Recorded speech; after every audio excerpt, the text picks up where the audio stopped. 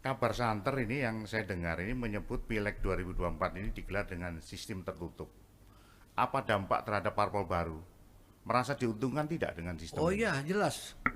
Jadi memang di dalam sistem Ya, tertutup terkait dengan dampak parpol baru ya. betul-betul sangat luar biasa ya. Mm-mm. Karena memang kita parpol yang baru yang belum dikenal masyarakat ya, dan tentunya ya kita bisa memaksimalkan kader-kader partai dulu gitu ya untuk bisa kita usulkan dan insya Allah dapat duduk di parlemen baik tingkat nasional, tingkat provinsi maupun tingkat kabupaten kota ya. Nah kalau terbuka, Mm-mm. satu kita akan kesulitan mencari bacalek ya, Ya. dan kedua secara kualitas akan sulit kita lakukan. Mm-mm. Ya secara kuantitas yes oke, tapi secara kualitas sulit.